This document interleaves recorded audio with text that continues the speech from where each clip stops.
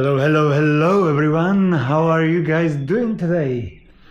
I thought I will start with something different at this episode. I wanted to say massive thank you to all of you.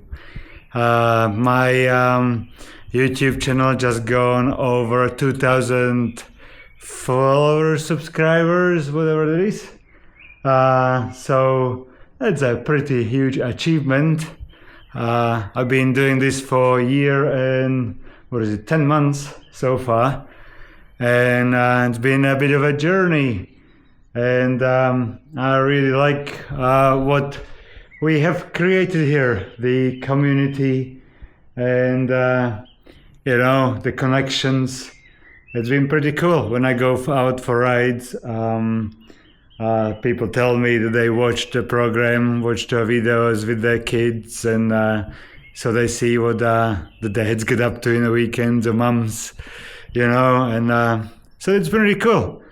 And just wanted to say thank you, for the support. And I love the comments when I have troubles and all that stuff, all the good stuff. So it's huge. Let's talk about something controversial even. I posted a short asking for help, what to do. I have assembled my clutch and a primary, and when I was putting it in there, I said that I will grease the bearings before it all goes in, and then I very promptly forgotten and I assembled. So I asked, should I take everything apart and grease those bearings and reassemble everything, in spite everything being all nicely sealed and sorted? Or should I not worry? As you would imagine, most of people, almost 90% of people messaged, dude, take it apart, do it right. But something was digging in the back of my head, that the bearings what came out were very dry. Not very dry, they were oiled, but there was no residues. So I did a lot of deep dive and digging and all that, and somewhere on the forums I have read that you can grease them up, but eventually all the grease comes out into your primary oil sump. And I'm thinking, oh, wait a minute, I'll think about it. So I got my manuals out and looked at where we are and where the seals are, because this is a dry clutch.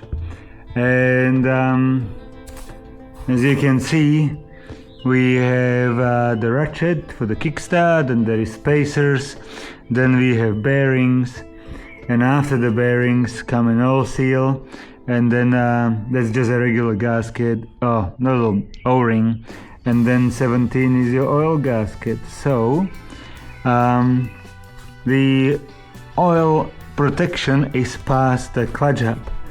That's what my head says, so the oil from the primary can get all around your clutch hub, and then the oil doesn't go through and keeps your discs dry. I did get it confirmed. I called my buddy Tim in Auckland. They don't call him Ironhead Tim for nothing. He knows everything about these bikes. So he confirmed my idea about this, and he said just put more oil in there and slap a liter of oil so it sloshes around and there is plenty of oil to go around to lube your bearings, and you'll be good to go. So yes, you have guessed it, I am not taking it apart. I know you might be screaming at the telly, like, fucking do that. Well, I'm not going to. I'm gonna trust my gut and trust the manuals and things. And yes, in the normal circumstances, I would have taken it apart and I would grease everything. But there is a very strong possibility, almost 99%. I have only 1% reservation. Well, you gotta keep that, don't you? There was a gentleman, thank you anyway, you know who you are. He suggested watching a video of a guy taking slack off from the clutch. It was the videos was of Ironhead 1967, I believe, and he took a slack of the wobble.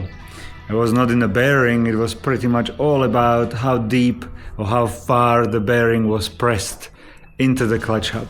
He just pressed it by, what did he say, 16,000 of an inch deeper, and suddenly the wobble was not there.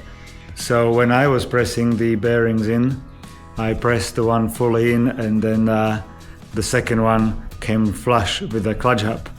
And also what he pointed out, Ed, was, you can't see it on the drawings, but on a clutch hub itself, on the back side of a clutch hub, there are 3 little holes. And those are your oil passages, which drives the oil into the bearing, clutch hub bearing. And I remember, I didn't check it, I didn't know to look out for it, but there is, so my clutch hub has 2 about 10 mil bearings in, and between them is a little groove with holes. So I'm thinking, okay, it's the same system, so they're gonna get oiled. So all of this stuff, all of this information, just pointing at my suspicions that the bike's gonna be fine because those bearings will get oiled.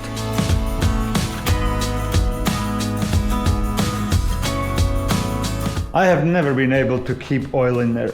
Hey, every single time I put these bungs in, they get tightened real hard and the oil just keep pouring out. So I have got a brand new washers. That's what I picked up last time because the old ones were done, and when I was a while back hanging out with the road pirates from Manawatu, the guys race bikes, and they told me about this white little box. It was pretty pricey, it was about $60 I think for this, and it's a Loctite which you can put on your threads.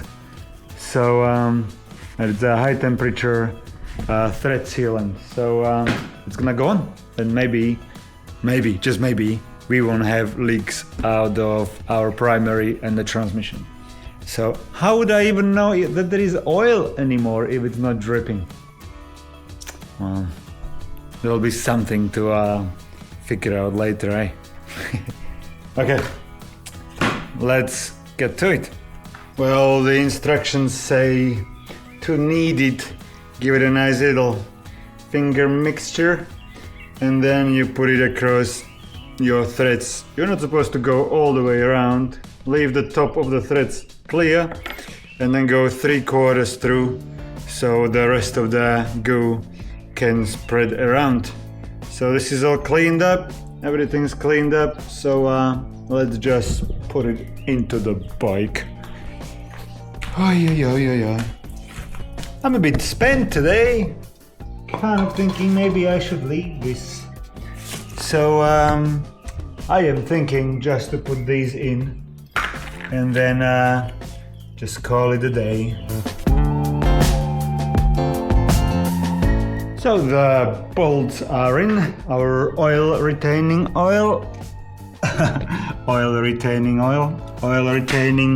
bolts, one there and one at the back. They are in, they are sealed, and I'm gonna call it a day. Goodbye, see you later, see you next. No, I'm just joking. We'll keep working, but not today. I'm going to sleep, I'm tired.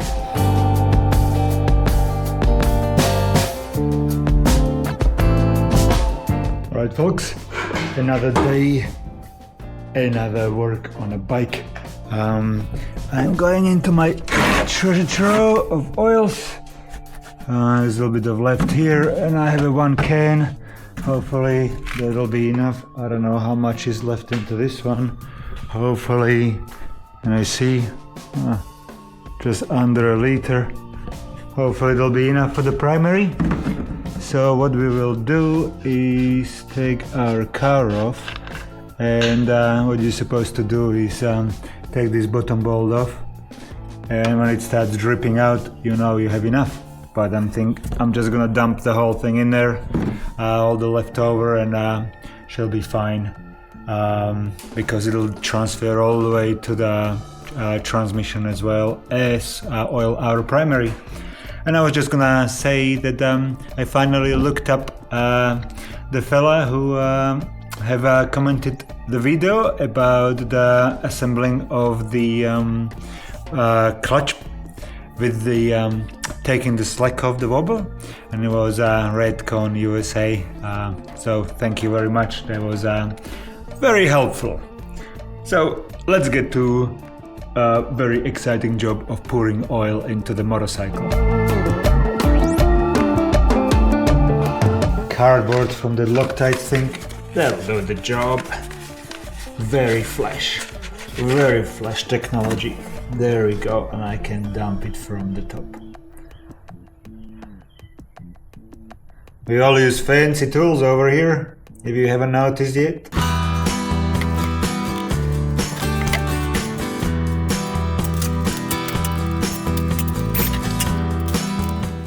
Well, we've been through this a million times. Hey, I made so many videos about adjusting everything, so I'm gonna skip through it. I'm not gonna bore you with that. I'm going to check for plain push rods, tighten everything up, then I'll do the points. Again, I'm using just a little piece of paper, check everything is perfect, and then I will start her up, get the oil warmed up, circulating. Well, I'll drain the oil tank and put the oil out.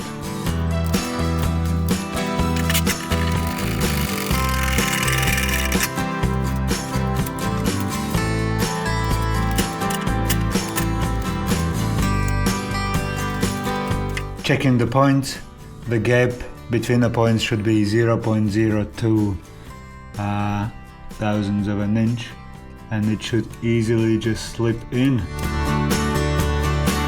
Find your digit. You can use this one or that one, whatever you want. I'm gonna use this one and put it onto the hole of the spark plug and feel for the compression. Now I'm gonna use this one. It's quite handy to have tools with you all the time, eh? Okay, that was a suction. Nice. Okay, nothing. Okay, and now we started blowing in. So we'll get ourselves a little torch and look for the dot line, and dot follows. That's right. Oh, now 1972 we set the bike on a dot, which is the TDC, and on this one, because it's points, we do it on a line, which is your advance mark. Duh. Oh. I'll get there one day. Let's see if you guys are gonna see it.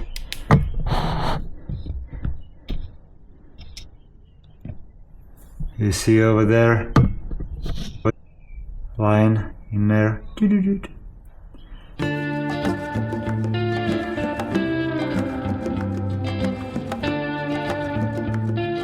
I have the most important piece in tuning 1970 Harley, piece of plastic. You cannot even see. So, as per usual, you slip it, put that plastic between the points, push your fingers onto the advance and see how much room we have, and the plastic just popped out with no problem. So that means we are a bit loose. We just want to have a tiny little drag on that paper, and yeah, points are set up. I keep looking for a piece of plastic, so I'm gonna save this somewhere on a specific place, because with the move I lost my piece of plastic. So let's hide it somewhere so I don't have to keep searching. And I'll go fetch a key and give her a start to warm up, and then we'll drain it off. Man, I haven't run this bike in such a long time. Maybe 2 months, 3 months, maybe 4 months. I don't remember. I think we did one of the last little trips to the beach on this bike. and since then she was just sitting. So I'm gonna give her a start, and I'm actually quite happy I'm talking to you right now because I do what I usually do. I have forgotten to put the bike out of the gear, and I haven't even finished it. I get so excited. So she's in the gear, plugs are not even there. This little thing is not even there. We would have an oil spraying out of that thing. I need to still check the oil here.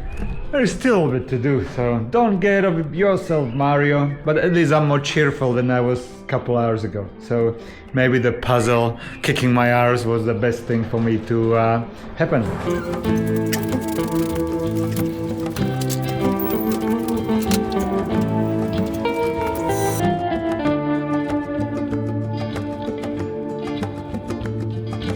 Now we are ready.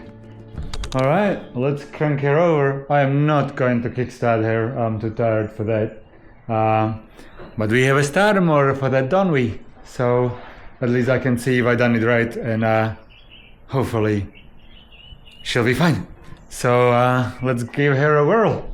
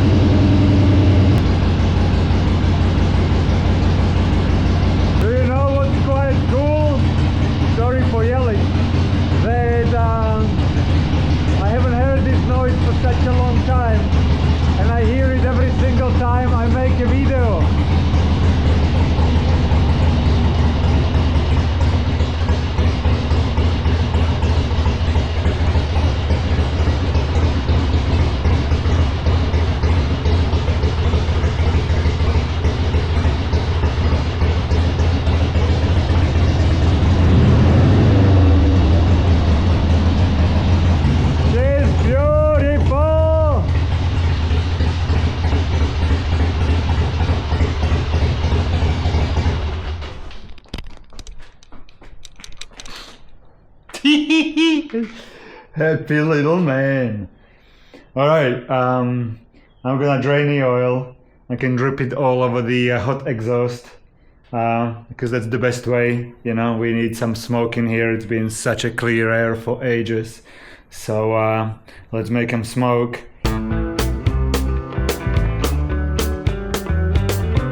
I have my handy dandy piece of plastic bottle which I chopped off into a little layer. What are we doing? Undoing stuff.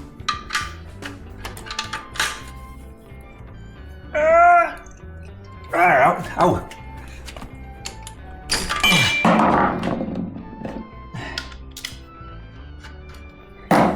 Hey, nothing like working around the hot exhausts, is it? And with hot oil. Oil will be still cold anyway.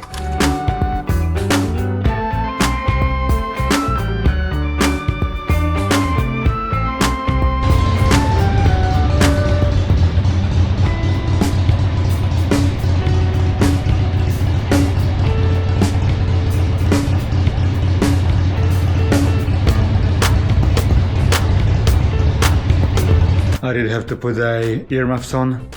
Man, my tripod is covered in oil. The whole thing, not the smartest solution, but I was worried that my oil pump is not working. And I have sprung a leak just from inside that needs to be tightened up. But at least that shows me that the oil pump is working. It's just that there is a loose connection and drips oil, which is actually really good. For me, I just tighten it up, it'll be good, but the oil pump's working. We have an oil circulation, and yeah, Mario, future Mario, freaking keep your eyes peeled on this bike and keep it tuned and keep checking the oil. I might have to buy another bottle of oil. I don't know, the Repco, sorry. I decided to clean the tripod while I'm talking to you. Not a good idea. I'll probably pop to Repco, see if I can get another 2050 I made a bit of a mess. Freaking oil splattered everywhere on the floor.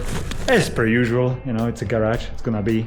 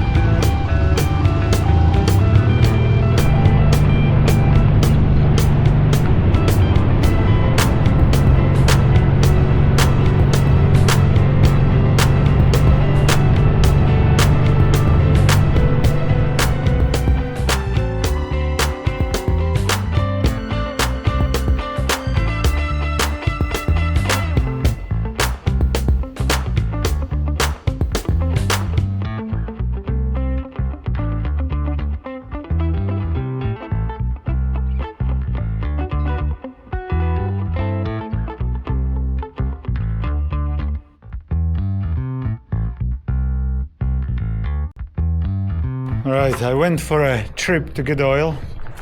One can managed to stick around, the other one decided to fall off.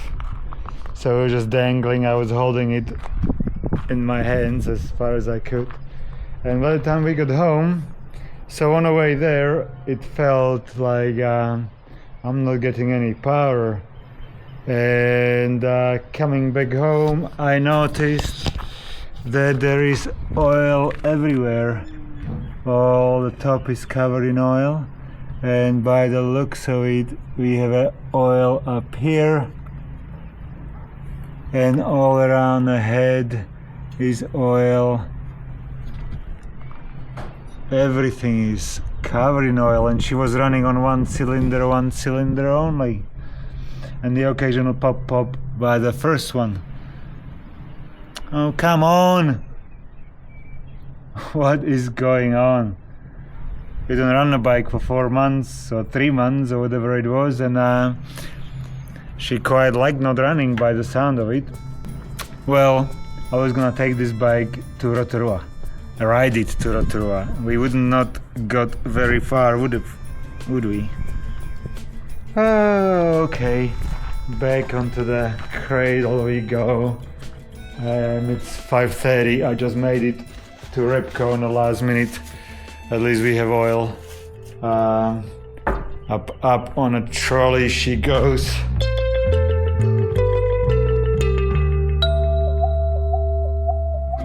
This is where we at, team. She's not going. Triumph still doesn't have a number plate. I did have a new one though. I don't know if I already mentioned it, but yeah, you just pop to VTNZ, you tell them you don't have the plate, $25 later you walk away with the new number plate, and they scrap the old one. So if somebody finds my plate and do dodgy stuff, you know, it's not linked to you anymore. Anyway, so Triumph, I shouldn't, it's a rideable bike, but I shouldn't because it's not particularly legal with no number plate. Blue, little blue. I thought I'll be done today. I am not. Also, I need to order a new horn because I burned it a year ago. And red one. The red one. It's okay. But maybe I'll look at her tomorrow, change the jet for the carb, have a look at the petcock, and see if there is something peculiar why she's not riding. But maybe I'll take the red one. Otherwise, if that's the case, I might take the little Suzuki.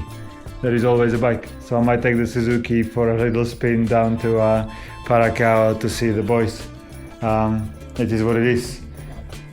Hey, some you win some you lose some. It is what it is. I'll catch up with you next time. We have moved forward, kind of, and then did a massive jump back. Yay, happy days. Anyway, as usual, thank you for watching. You guys are awesome. Thank you for supporting my channel. Share it, do your thing, you know. Share, you know, if you like it, say hello. And yeah, I'll see you on the next one. Bye.